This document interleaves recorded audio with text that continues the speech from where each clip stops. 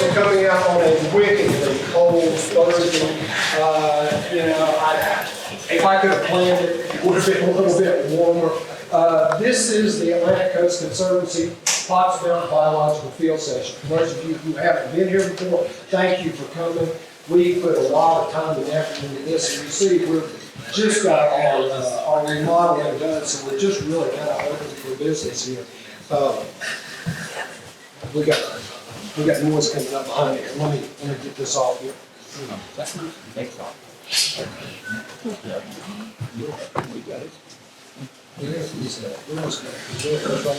That WWOZ, for those of you who know me, WWOZ is a daily occurrence with me. Folks, I would be remiss if I did not point out the most wonderful two people in the world. Donna, Dale, guys, thank you.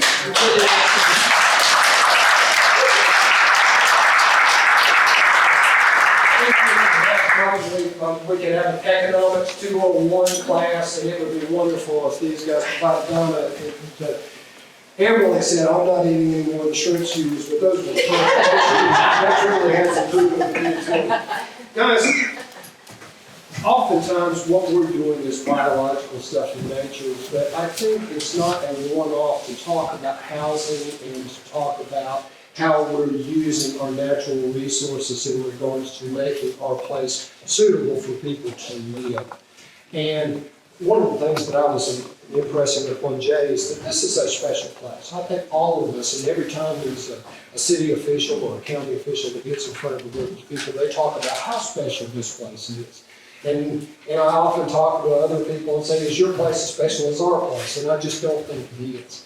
So for us to have to deal with issues to where we're looking at people staying in our county and the people that we want to stay in our county, and sometimes we don't have the housing. And for me as a conservation biologist, I'd like for everybody to live in the city where hopefully we have the infrastructure to accommodate these things. And we've got the park coming, and we've got so many other wonderful things going in the downtown area. But I began to listen to it was probably precipitated in one of the wonderful conversations that we have that are the usual suspects to where we're sitting there drinking and talking about the ways of the world. But I got exposed to Jay's podcast, and his podcast is entitled Build, Baby, Build. So Jay's background is as a builder, but I think that some of the stuff that he puts forward is very no-nonsense approach to how you're addressing, how you're dealing with keeping the people that are in your community through housing. And what a timely topic, because if you're reading the big newspapers, it seems like affordable housing. How can you get people into housing, not only the ones that are starting out, but the ones that are finishing their life too, that are living in smaller places that are more manageable. So without too much further ado, I'd like to introduce Jay Knight. Once again, Build, Baby, Build, and I think that you're going to appreciate what he has to say. So Jay, without further ado.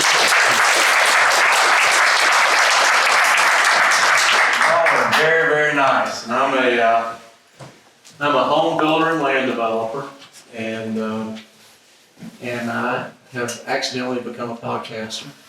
And the podcast, so my career is 47 years. I started framing houses when I was 14 years old, my father and my uncle. And we framed houses and we started building houses, and we became one of the largest privately held home builders in Georgia. And I think we built 15,000 houses, built and sold 15,000 houses when we sold our business in 2020. And people ask me about, so when we sold our business, I had to stay on for 2 years and help run it. It was like a national builder. They were very corporate. And I know, Matthew, you sold a business and you stayed on. And I don't know if it was this experience with you, Matthew, but I had to go to meetings all the time. Matthew Wynn lives up here in Big Canoe, and he's an old friend of mine. And so I started going to these meetings, and they started asking all these questions about markets research and all that stuff. And man, I didn't know what that was. I grew up framing houses. And we had to do performance. I had to go Google performa before I could lay it out, because we had to sell these land deals to this company. They're based out of Baltimore, Maryland, and ultimately based out of Tokyo, actually. And and they would approve these land deals. And I started really feeling intimidated and thinking, wow, it's just a stroke of luck that I was able to feed my family and provide a house, because I don't know even anything about this business. I've been doing it at that point 40 years. And so our market research, I started thinking, do we ever have market research? Well, yeah. And what it was pretty simple. Dr. Keller, you walk into the school, and you're familiar with school, and there was 50 teachers, and there was one principal, and assistant principal. And we thought, it'd be great if you could build 50 houses for these 50 teachers. Or you go to Walmart, and there was 40 cashiers, back when they used to have cashiers. And there'd be one store manager. Well, let's build houses for the cashiers. My wife's a nurse. I go into the hospital. I was talking to a gentleman earlier about this. There's one CEO in the hospital. There's one chief of surgery or orthopedic surgery. But there's 500 nurses. And so we built houses for nurses, police officers, teachers, cops. And we built a lot of them. And that was our market research. It was just math. It was just, there's more teachers than there are principals, there's more cashiers than there are store managers, there's more nurses than there are chief of surgery. So I knew how to build houses, and I developed land. I've been zoning property and entitling property all the time. Usually, if I'm in a meeting like this, it looks like this. I'm the guy that say, who's in favor of this zoning application? And I raise my hand. And they say, who was opposed to it? And you all raise your hand. And that's been the story of my life for 35 years. And that's fine. Yeah, it's fine. But the reality is, the urgency got caused because my kids are now 29 years old, 31 years old, 34 years old, and 35 years old. Any of y'all have adult children? It's a bunch. And I started talking to them, and I coached all my kids' sports teams and stuff, so I knew their peers. And we still see each other a lot. We live in the same community still. Now all their contemporaries are 30 years old, 35 years old. And you start talking about buying a house, or when you get married, or when you're going to have kids, and learn all to have much kids. And man, they're waiting. They're waiting. I know for me, intuitively, I didn't realize it, but I had a checklist when I was a young man starting out. And that checklist, looking back, was you. I was in the business, I was able to buy a home, build a home, but did that when I was 25 years old. Then I got married at 26, and then we started having kids. Well, what we've got is complete despair by a group of young, hardworking adults who don't play by the rules. They've gotten degrees, they've gotten the jobs. Too many of them settled with too much debt. But I'm talking to them in their 30s, and they're waiting. They're waiting to get married until they can buy a home. They're waiting to have kids. They get married, they're waiting until they can get a home before they start having children. And the tragedy is, the average age of a first-time home buyer in the United States is 40 years old.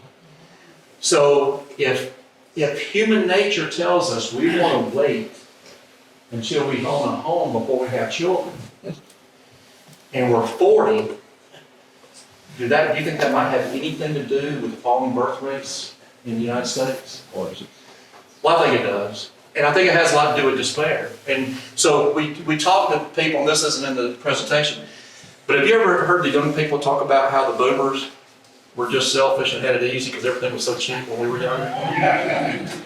Well, there's some truth to that. Actually, there is some truth to it. But if you look at it in the 50s, the average home for a first-time buyer, which a lot of us survived our first home, it was 3 times the average household income of an American worker. Right now, it's about 7 times. Now, that house in the 50s was 960 square feet. It was 3 bedrooms. It didn't have a carport or garage. It had a single bath. I don't know if I'm the poorest guy here, but I remember those houses. Anybody else remember those kind of houses? Absolutely. And anybody ever live in one of those kind of houses? Yes. Absolutely. And you're here to talk about it. Well, you know what? To talk to planning staffs and city councils and county commissions around Georgia, you would think you didn't have a chance to survive if you ever had to live in a house that size. And so, what we'll find out in a minute is that we can build a home that the average income in Georgia, the average income in Pickens County, can purchase for about 3.5 times the income. Not 7 times, about 3.5 times. So, did any of you know you're here to hear about affordable housing? Okay, so apparently it's important enough to you that you made the drive. So, thank you for coming out. Well, let's look into this. Be nice to me, because all I do is build houses. I'm a recovering Franklin. Okay, so, and please interact a lot, okay? I got a long drive home. If this goes too quick, it makes like I came up here and turned around. I'm lived in by the airport. So anything that strikes you, please talk, or any realtors in the room? Good. Any builders? Good. Well, and if you disagree with me on anything, love to hear about it. These are from my experience and just what I think. So, what do you think an affordable house is? Does anybody have an idea of what they think an affordable house should be or looks like? This is what I typically have when I get to talk to people. And this year, I'm the chairman of this thing called the Georgia Residential Land Development Council. We're working on state legislation to try to create guardrails and municipalities will help us offer affordable housing. And because of that role, I've been speaking to a lot of people. And when I ask about affordable housing, typically what I hear is it's Section 8. Section 8 housing, that's income controlled, price cap on the house, that kind of thing. I don't know about a lot of Section 8 houses. It's got a really bad reputation. Okay, so people hear affordable housing, they think Section 8, don't want to have anything to do with it. Some of them will think it's a rent control type situation. They're big in New York, but there's also other places where you have covenants that create rent controls. But the median price house in Georgia right now is about $415,000, $420,000. Some people think that an affordable house is anything under that median price. So, before we can talk about it, what I found out is we need to at least agree on the definition of what an affordable house is. And we as builders and developers and realtors, we have to ask permission from council members, commissioners on zoning, and we depend on staff for permitting. There's a lot of places where the municipality controls what we're able to offer. And so since the municipality has control of that, then why don't we say an affordable house is a house the average working person can afford? How about that? And so it's hard to put that on a future land use map. I mean, there's a lot of words to go on a little future land use map. But the average Georgian makes $60,445 a year. Yeah. The average annual salary for a Pickens County municipal employee is approximately $51,000. So, isn't it terrible that you could police the streets, put out the fires, teach the kids, and then be told, we don't want you to live in our zip code? And that is not what the city councils want to say. That's not what the county commissioners want to say. But in practice, that's exactly what's happened. And so, what can that buy? What can those salaries buy? Well, we can build, and what we can build, folks, my parents both worked. My mom was home until I was probably about 8 years old. Do we want the government to mandate that it takes 2 working parents to be able to live in our communities. I don't think we want to mandate that. I think if people choose to work, that's fine. But it is possible for a police officer to own a home and his wife stay home with kids, if they want to. It's possible. But the way we zone property and the way we design land use, we are mandating that mom and dad both work. And I think we would all benefit if that didn't have to happen. So we can build those houses, but what do they look like? Well, most municipalities I work in, they don't want attached houses. They don't want townhomes or anything like that. That's fine. So let's say we're not going to do attached houses. We're not going to do townhomes. Unless you guys want to do them, they fit. I've built a lot of townhomes, thousands of them. But let's say we don't want to do townhomes. We want to do detached homes, yard, picket fence, American Dream.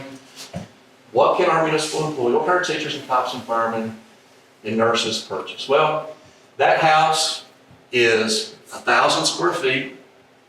It's 3 bedrooms. It's bigger than the house in the 50s. It's 3 bedrooms. It's 2 bathrooms.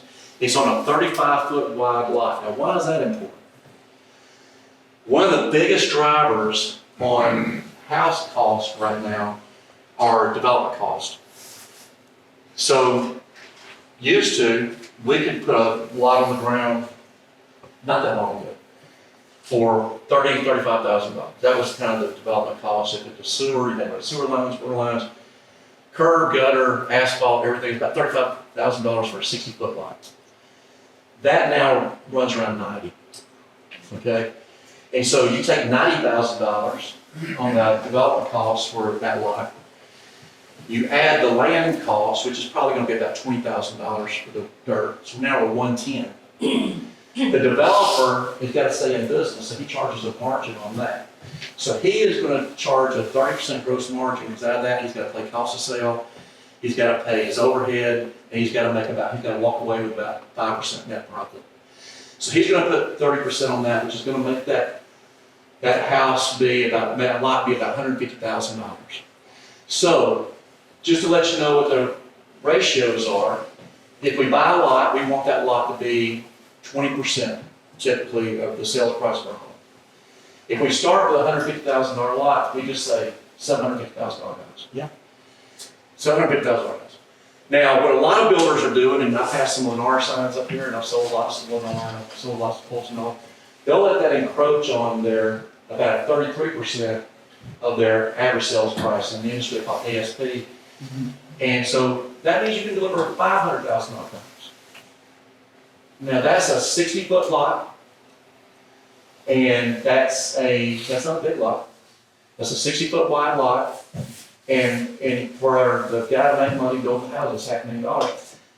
There's a lot of those things sitting on the ground right now. There's no big market for. There might be a market for them in Big Canoe, beautiful. I mean, there's probably a market there and more. But the average Georgian, we just talked about, they can buy under $225,000 is the price of that house. So what I'm telling you is we can build 35-foot wide lot. On sewer, if you don't have sewer, most of us don't have enough sewer. We build a lot of stuff on community sewer, a community septic. So a community septic operates at it. Is anybody familiar with that? Anybody? It's cool. Up in these areas, sometimes they'll use some of it. It gets better and better and better. First one I did was 20 years ago. There's a lot of people tell you nightmare stories. I haven't seen any of it. So what a community septic allows you to do is do a small lot. And do any of y'all have septic tanks in your yards? A lot of it. So you know the big drain field, right? So it's not possible to do a 35-foot wide lot and have a big drain field on it for all that. So what a community septic allows you to do is get pumps through a real high pressure line, a small line, the fluids up to a common drain field. So the neighborhood it's essentially on sewer. But what it is, you've got a pressurized pump at every house, and it pumps it to a common drain field, and that allows, being conservative, it allows you, if you want to put 50 houses on, it doesn't take 100 acres to build 50 houses. You could put 50 houses on, it's about 6 units per acre, on 8 acres. 9 acres. And then you get concerned with the rest of the property, use it for your training field. And so those two things, high density and conservancy, go hand in hand. For a lot of reasons. One, you don't have as much impervious surface, so you don't have as much runoff. There's a lot of reasons why this is really good on the conservation side. I would like to say that was my number one concern, is really not good. But I really want to throw you a bone, Dr. Bell. And that would be a detached house. So that house costs $225,000, and it would be nicer than what I started in. I started in a house that was about 1,000 square feet, had 2 bedrooms, 1 bath. My father, it was a split level. He ended up finishing the basement on his own later. He was able to build that house, and he was able to buy that house when he was 25 years old. He worked at Lockheed. He drove from Marietta every day from Forest Park, Georgia. And the whole neighborhood was kids my age. At that time I was 3, I wasn't 62 years old. But and all the moms stayed home and smoked Virginia Slims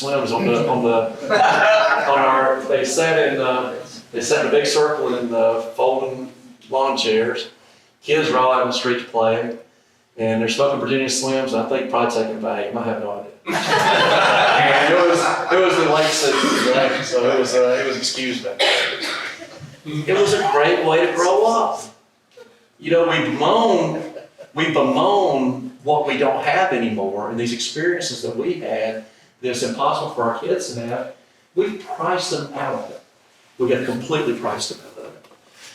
So what can we build? Jay, just as a point of clarification, the city of Jasper just did a survey in regards to what affordable housing they wanted. They didn't want attached housing. They didn't want townhomes. They wanted That seems to be a universal thought. Can I ask you a question on that? Sure. I really don't understand why people have such a disdain for townhouses. I just wonder what that would look like for a townhouse. Like how many square feet could you build if they were, like what would the efficiencies be if it was more of a townhouse situation than a detached? Would that go to 1,500? It's probably not as much as you might think. So what happens is you would be building a 25-foot wide lot instead of a 35-foot wide lot. You would save, so this 35-foot wide lot is probably going to cost $45,000 in development costs in addition to like. The thing is, it'll grow, if I go bigger with a lot, it'll grow at about $1,000 a foot. But if I shrink it, it doesn't shrink by $1,000 a lot. Does that make sense? Because there's some sewer lines, there's some sewer taps, so you increase the number of taps, you increase the laterals for water lines, but it would be cheaper. So it would be, instead of $225,000, maybe it's $205,000, maybe, but it's still cheaper, and that $20,000 makes a big difference in my qualifying. Mm-hmm. And it's important. But what I do is, for expediency in this talk, is just concede the fact that every municipality I go into, the immediate thing they think I'm doing is talking to townhomes and all this attached stuff. And I'm just saying, we don't have to do that. Different conversation. I don't know what that would look like. But you're right, it would do something. It would save, this almost 10%. It's serious money. So these are what we're building currently for that price. This house is 1,000 square feet, 3-bedroom, ranch style home, two bedroom. This house is about 1,000 square feet. This was a 2-bedroom, bath and a half. I've got a 3-story version of this one. We're building this in LaGrange right now. And so, I like them. And does anybody here like them? Do anybody here think they could do it? Is that one about 1,000 square feet? Mm-hmm. Yeah, this one's about And they're both 2-bedroom? This is 3. That was 3. 3 and 2 bath, and this one's 2 and a bath and a half. This house would be under $200,000. Now, Are all of the extra bedrooms finished? yes, yeah, these are finished 10-year warranties, stainless steel appliances. One of the trends back in the day that you were talking about was, after World War II, that came and built, buy a house, it'd have a second floor that was unfinished, Yeah. unless they had children, they put in an extra bedroom or an extra 2 bedrooms, Yeah, which is another alternative. those are for great. people that The three-story version of this one has an unfinished bedroom upstairs for that very reason. Yes, sir. Could you tell us about, and I know it's gonna be different in different areas, but compare the price of that house, what that would run against rent? You know, I don't know. So it's about $7 a thousand, so it'd be about $1,400 a month for the house payment. I think that would, you're the realtor, that's right, isn't it? Isn't it 7? And so then the buyer would also be able to write off 30% of the interest in their property taxes, so they would probably be in there under $1,000 a month. And I don't know what apartments cost around here. I know a 3-bedroom apartment in Metro Atlanta is $3,400.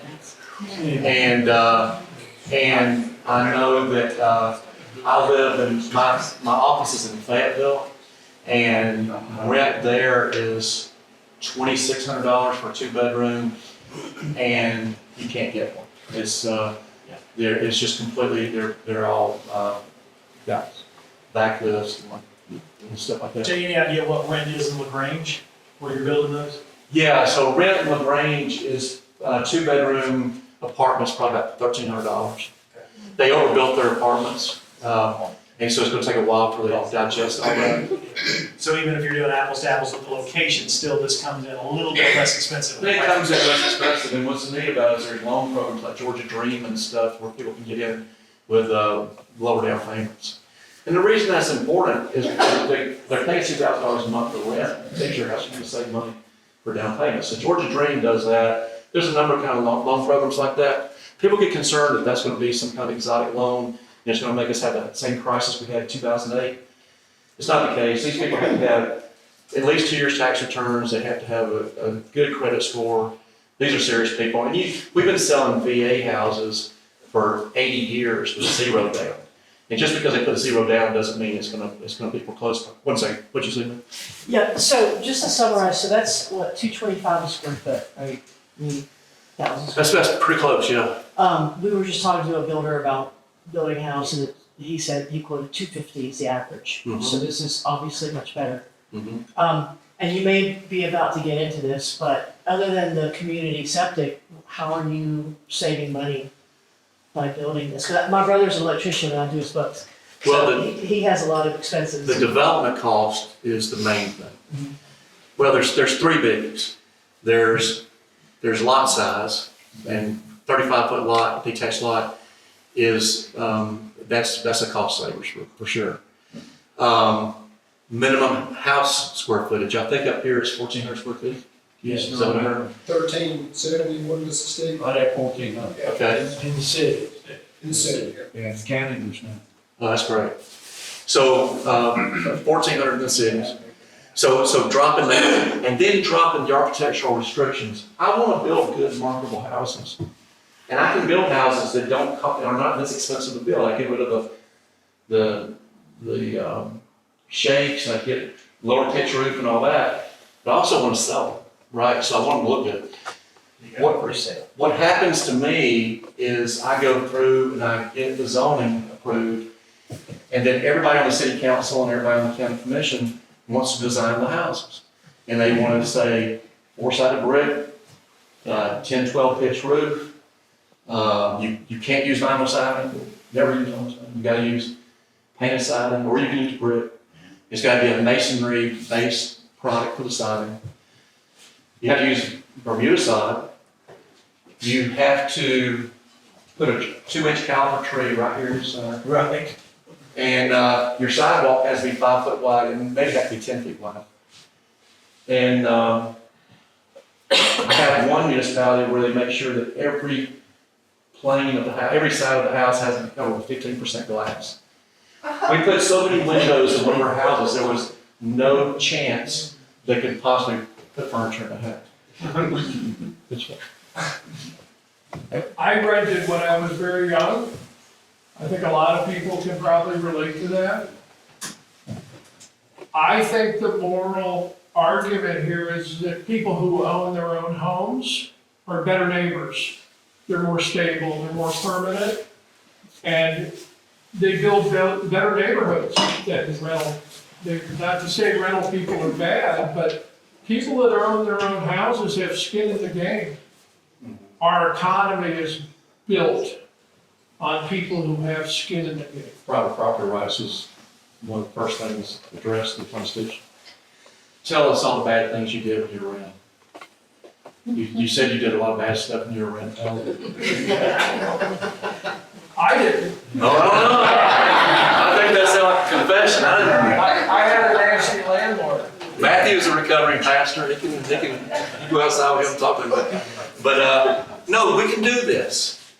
We can do this, and this is about 3.5 times the salary of the average Georgian. It's about 4 times the salary of the average police officer, fireman, teacher in Tickets County, which is still beats the heck out of 7 times. Right?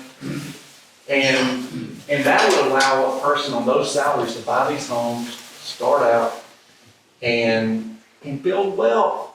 When you tell these young people they have to be 40 years old before they buy a home. Okay, I was 24, 25 when I got my first.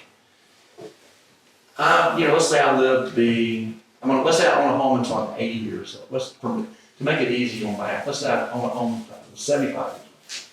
So 50, I get 50 years opportunity to build equity. Most Americans build wealth in real estate. That's the sole place, it's the biggest investment. And what the government, and they're not doing it on purpose, but they're taking 15 years of those 50 years away. What is that, 30%?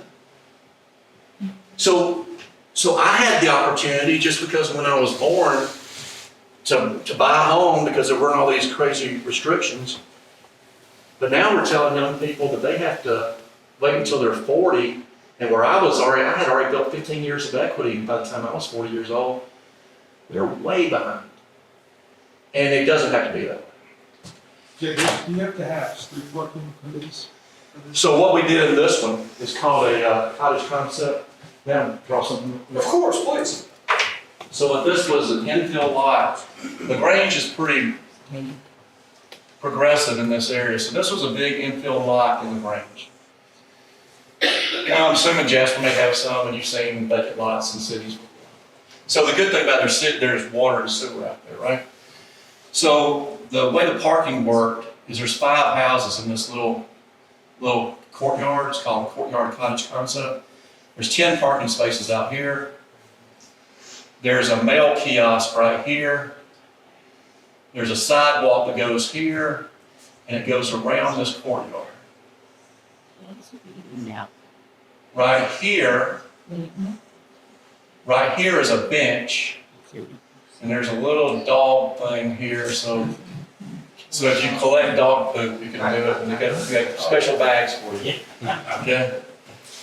And then there's the 2-story house, there's 3 of those here, and there's 2 of the ranches here. So I'm guessing the garage, not having a garage is much of a big reason, because probably you're getting 250, you're getting 235. Yeah, it saves money It because, doesn't count towards the that's square exactly right. footage, and it allows you that little more. And it's almost as expensive to build, and it doesn't count, you're right. That's it. That's a good point. What's the acreage of that, Jay? I think that's about 5/8 of an acre. If you were to sell those lots, no home, what would the sale price of the lot be? Just the lot itself. The 5/8, In this situation, these would need to sell for about $65,000 each. People start out with a base of 65. Yeah. The margins are really thin. It's incredible. They're really thin.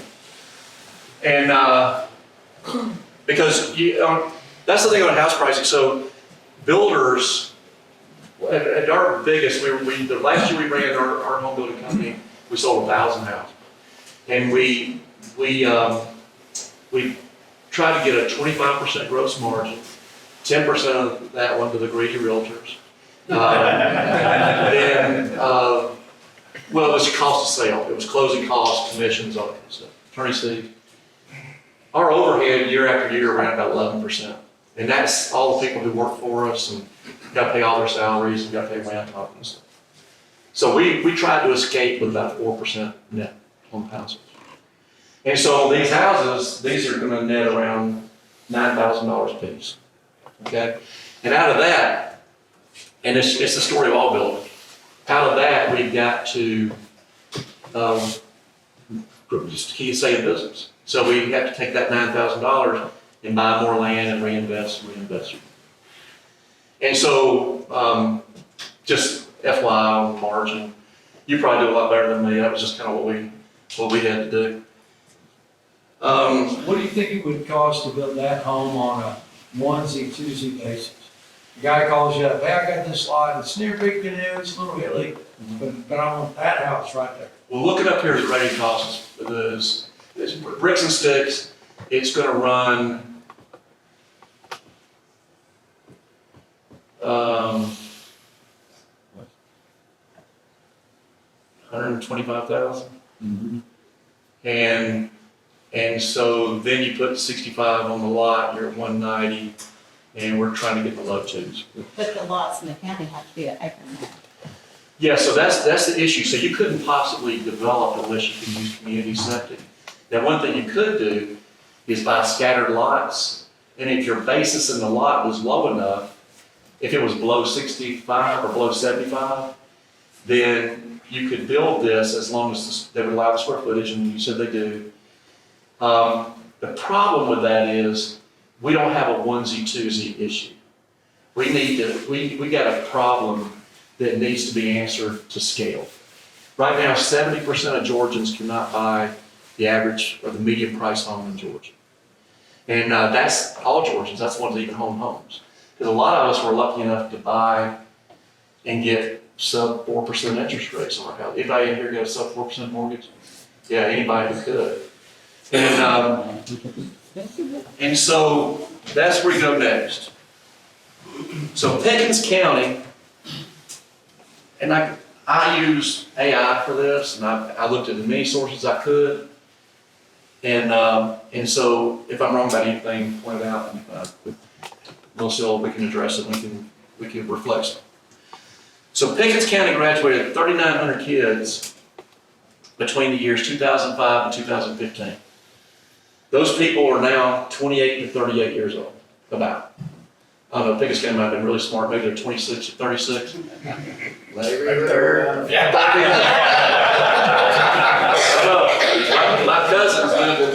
cousins lived in Talking Rock, and I'm sorry. I don't know if you're graduating. Tell us how you feel. No, I love it. Hey, man, I wish I'd raised my family up here. That's not good. Those graduates now 28 to 38 years old. What we found is in the limits of the inside Pickens County, there are 200 job openings. Right now. There may be more, but that's all we can find. That was through ZipRecruiter and all that. Now, in Chamber of Commerce, you probably have a much better idea than me. Now, what they do want to tell you about jobs in Pickens County is in the area, because there's only 200 in Pickens County. But in the area, there's, I think, 3,000 job openings. And I think in the area, it's like a 20-minute drive from the center of the county. And but let's just stick with what we got. We got 200. We got 3,900 now young adults. Right now, if you add those two numbers together, you got 4,100 potential people that you would want to live here. You would want your kids that graduate from high school, they're now 28 to 38. You would want them to live here. I do. I mean, I like my kids. I'm the way to go. But I'll tell you one thing I can do every morning. I got 9 grandkids. And every morning I get my midlife crisis. I bought a church van.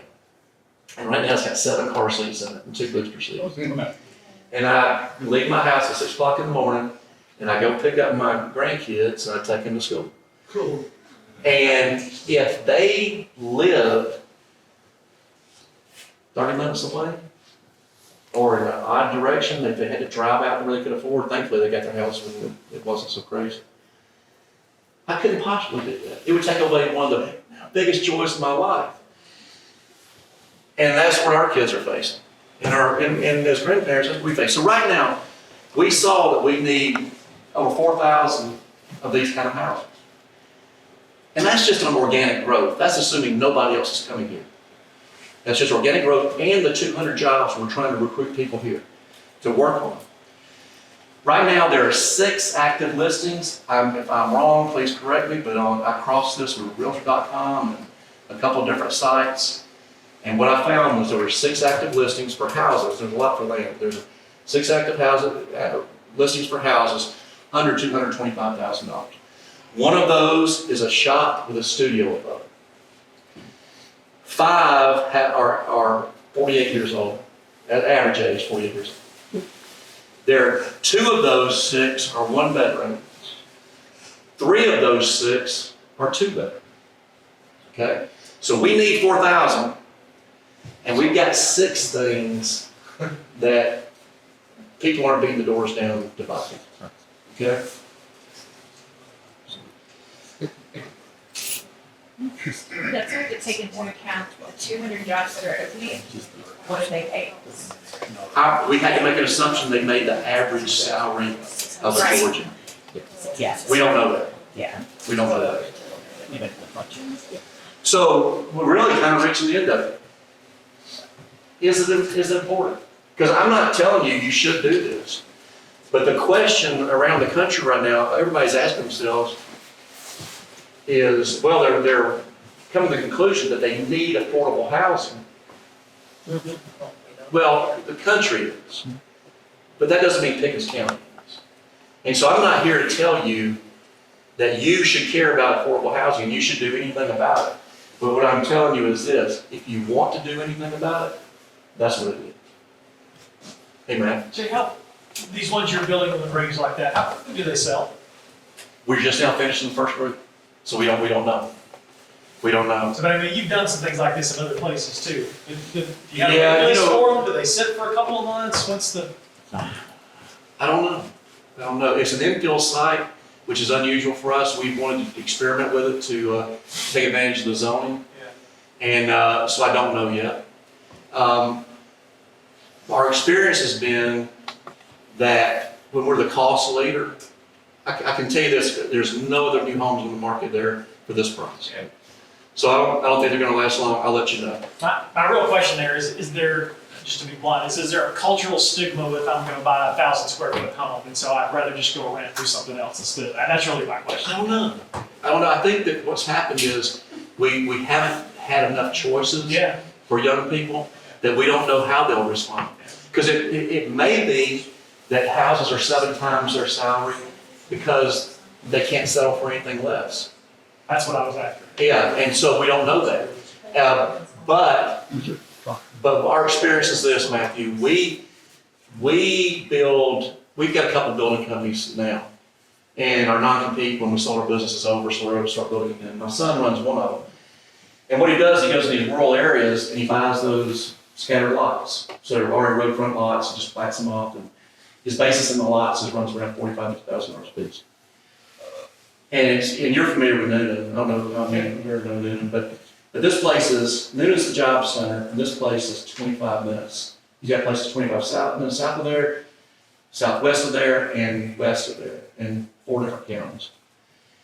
And in Noonan, $365,000 will buy you a townhome. Okay? If you drive 20 minutes farther out, you can get his 1,600 square foot house on an acre and a half, and you can have that. So people are driving this, they're selling like that. So people will drive, they'll change where they think they have to be. I don't think anybody's living in Meriwether necessarily that didn't want to live in Coweta. You know, the schools are better in Coweta, that type thing. But they want the house. You know, they want the house. So that's what we're experiencing now. So I suspect, you know, with range, people will make concessions because right now, if you're going to be paying $1,400 a month for rent, you know, it just doesn't make any sense. So that's kind of the end of it. What I would invite you to visit the podcast.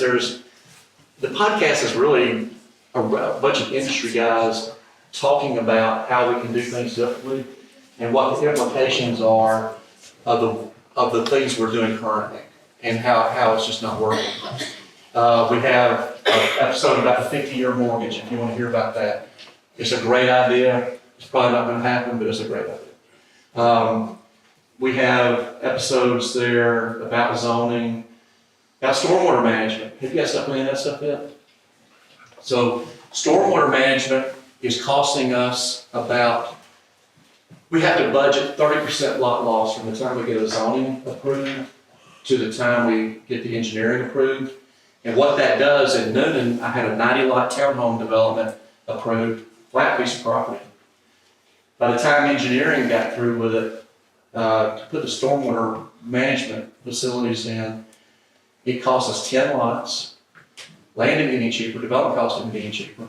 We had to build these enormous biofilters. Did you see that episode? And it destroyed the backyards of what would have otherwise been a beautiful neighborhood.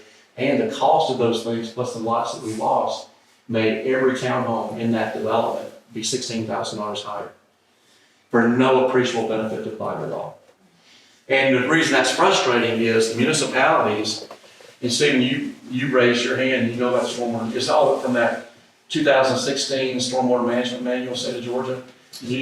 Well, if you read the first page of that thing, it says it's the implementation of it is at the discretion of the municipality. So we have some municipalities where they see it just doesn't make any sense, but then we have the one like that one where they made us build an enormous stormwater treatment thing. Before I sign out, does anybody have any questions or thoughts about this? Go ahead. When you look at affordable building, have you looked at site-built houses versus factory-built houses, modular or whatever? Where's the cost shake out there? Well, I don't know enough about modular. I know it's always cheaper. This is the, I think it's getting better. I don't know if it'll be in my lifetime that it'll be really well received. Well, they get viewed negatively, I think, on the factory-built houses, but a lot of people in the building business tell you that the quality of the build is good. It's fine. It's fine. I don't want to live in it because my grandmother lived in a trailer and I didn't like it. Okay. And it was probably just a very limited experience. But from my chair, I don't say you shouldn't be able to do anything. I'm like with the energy thing. I'm an all of the above. Drill, solar, nuclear, hydro, everything. And people should have the right to choose what they want to live in. Now, what I don't, the federal government has just loosened up and they're going to allow FHA guarantees on modular homes as part of this new housing thing they're working on. Tim Scott, and I think Elizabeth and I is working on. The concern I have about that is mobile and modular has been more or less kind of a depreciating asset. And so if the federal government is underwriting loans on those things, the way we can bail ourselves out when we had the crisis in 2008, 2009 is the real estate held value and they could sell it and there was some value there. And I don't know what the outcome will be, but to date it's been a depreciating asset. And so I don't know. Jay, not to open a whole nother topic because you've been focused on zoning, but could you give just a quick one on, and you'll understand why because of my background, building codes, especially the push towards energy efficiency and sustainability. Is that coming into this conversation as well, or is that really pretty minimal compared to the zoning? That's minimal compared to the zoning. We've all kind of absorbed those things, like the, what is the SEER rating now on HVAC? Is it 16. 16? Yeah. I remember when it went to 10 and everybody like lost their mind. I tell you what's so funny is we were about 10 years ago, we were building, and we built all around Georgia, we built in southeast Alabama, in Auburn, in Opelika. We had to do these things called high-low vents. Anybody got a high-low vent in their house? So it's two pieces of 4-inch metal pipe, galvanized pipe, and one is high and one is low. You know what that's there for? Because the energy codes have made the houses so tight that without that, the house would have too much pressure.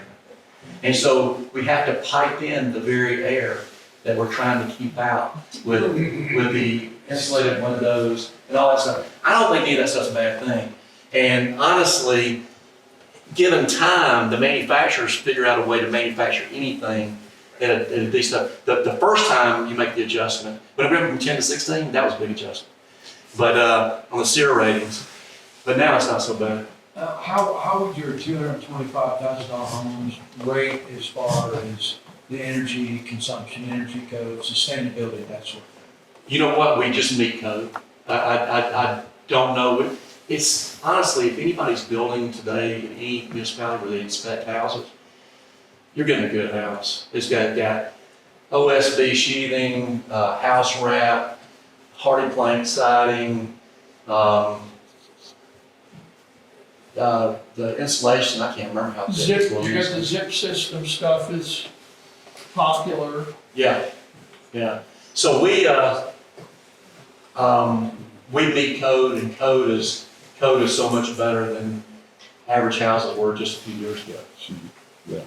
Insulated windows, insulated doors, all that. Jim, are there any communities that you know of that cracked the code on this? Like, it feels like a lot of people are talking about it, environment problem. I'm not saying it's solving the problem. Either way. Yeah, so the Grange has done a good job.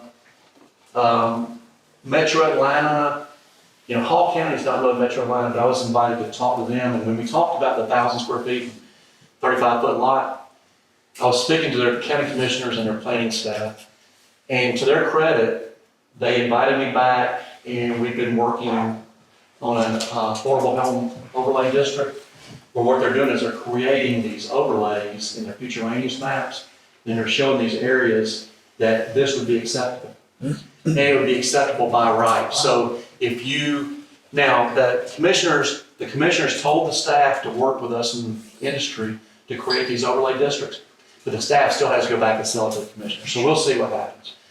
But everybody loves it in concept.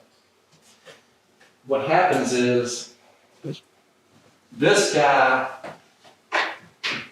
he loves it in concept. Until I want to do this right next door to me. Yeah, exactly. And that becomes the problem. And that's that whole NIMBY. And so nobody's cracked the code. I think that who has done it? Houston, Texas. Houston, Texas doesn't have zoning. And so consequently, they have a really eclectic architecture, all sizes, all price points. And when other markets were suffering in Texas, Houston never did. And so right now we had gotten down to like a 3-day supply of houses when the market was really good a few years ago. But now we're at about a 4-month supply of houses, and a 6-month is still considered healthy, but we're heading in that direction. The reason is builders need to build, and what they're allowed to build is not really affordable. Now that 4-month supply is probably $450 and up. I don't think there's any supply 300 and below. And so crack the code, no, but we're working on it. At the Development Council, we've got some legislation now just kind of speed up land disturbance permits. We used to be able to zone a piece of property in 90 days. We could get a land disturbance permit, which lets us go put the streets in. We could get that within 4 months. Within 8 months of going under contract, we would be grading the roads. Sir, if you and I reach an agreement on your farm, you got a 200-acre farm. We reach an agreement. I'm going to close that as soon as it has a development permit. I can't close it before then. Nobody who's serious will close without a permit. It's going to take, I have to budget 1 year for zoning, and I'll be lucky to do that. Then I have to budget 1 year for the land disturbance permit, because it just goes back and forth. So we're working on some things at the state level to tighten up that land disturbance permit time frame, and we're going to try to do some other things, but no, we got a problem. How many ac- But how many acres do you want to do a house project? we can do just about everything. So like our development company, I would like, any realtors, I'd love to be in this area. So keep in mind, I've got, for our development company, I'd love to do 5 to 500 acres. And that would be for septic, and I don't mind, I love septic. And then for our scattered lot home building company, we would just like to get whatever the lot size is. It's usually gonna be acre and a half with septic, I guess, or whatever. And a lot of times we buy road frontage and just plant lots off the road frontage and build that. So really any kind of size. But to do that, you really need sewer. And that took about 5 days to make. Look at this one. To revisit the stormwater discussion that we went into briefly before, the foundational rule here comes from the EPA at the federal level. State of Georgia has delegated authority to run their own stormwater program. The government can take that away if they think they're irresponsible with the rule. Yeah. Communities, counties, cities, they can add on to it. But if you anybody with Worley Crossroads was a single-family home development that got built off of the 515 4-lane out here, I don't know. you're not building a neighborhood like that without stormwater regs. It's not happening. No, I think you need regulations, but new stormwater stuff has only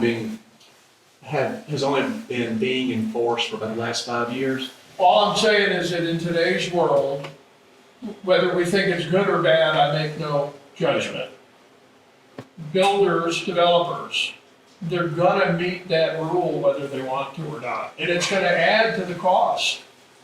The only thing I have a question about that is I work in multiple jurisdictions, and some of them will approve you at 10% compliance, and some of them will turn you down at 90% compliance. Yes. And it's solely at the discretion of the municipality. And behind the scenes, a lot of that goes back to who the county or the water management district has hired as consulting engineering firms outside, because they're looking at this as a total watershed, water management balance equation. And if I can put more runoff into Creek A, I have to put less into Creek B when they end up meeting the same outlet, say the Etowah River. These numbers in that 35-foot lot, they work using today's stormwater standards.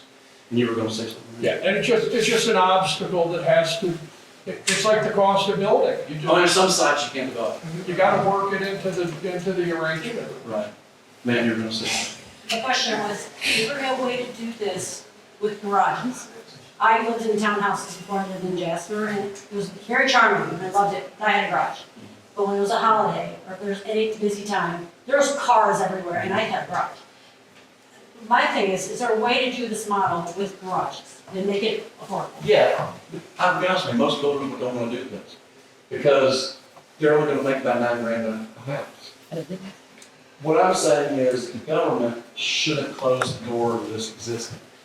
So the majority builders, so if this were allowed, if this was a baseline, what I would do is I would go and probably do 60-foot lots. And I would do 1,400, I do 1,200 square foot houses with a garage, because I'm more comfortable building that.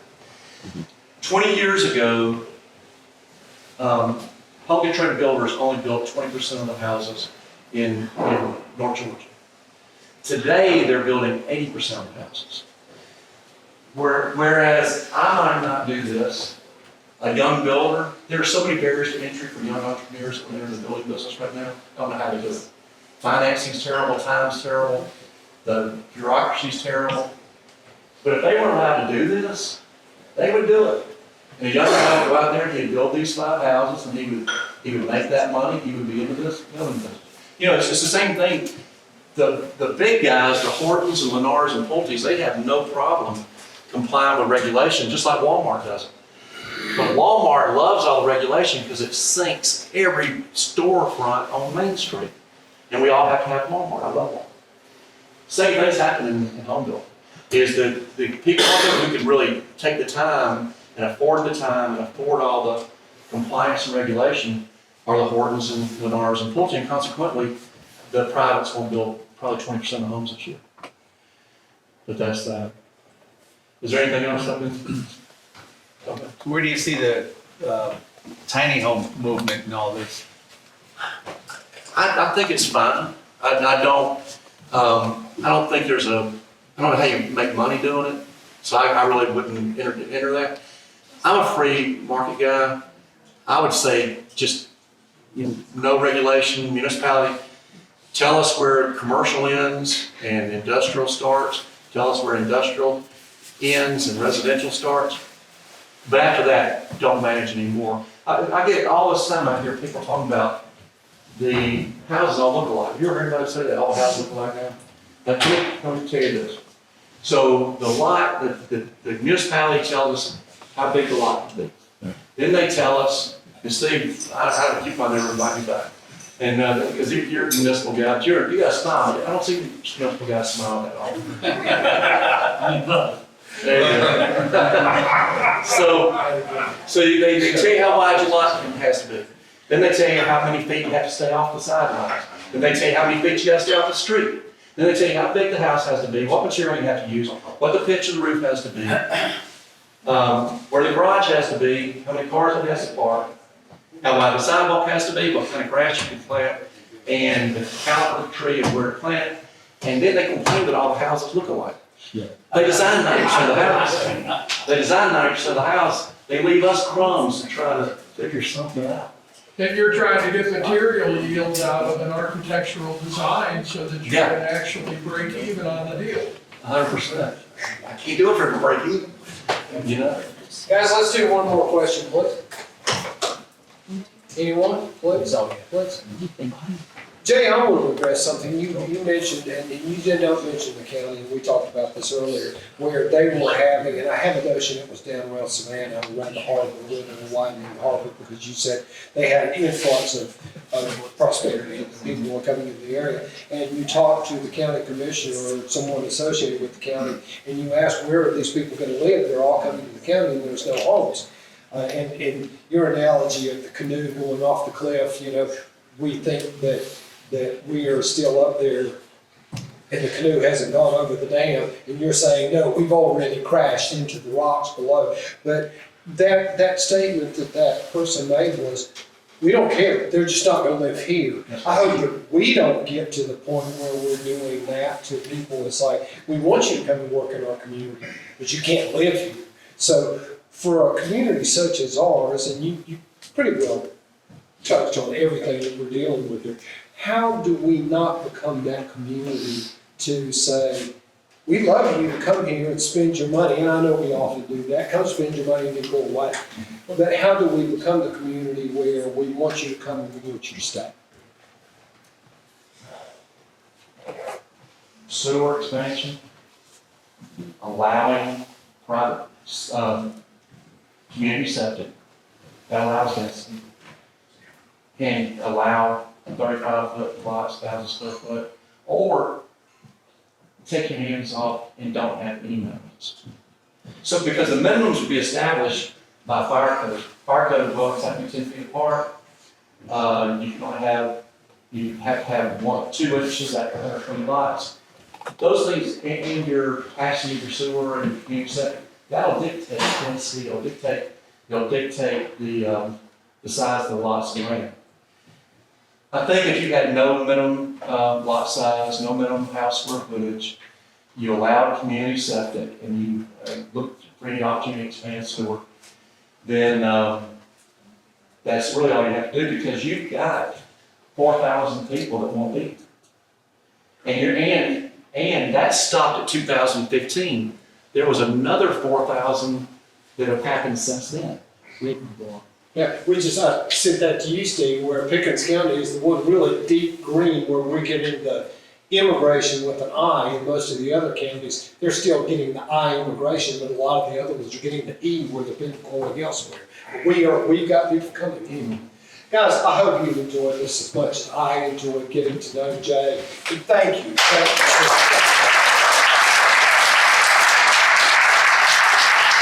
You are coming to take you to Build Baby Build. And And I've got some cards up here. I don't know if they're not supposed to have my phone number on, but they might. Thanks, everyone. Thanks for coming. Please drive safely, come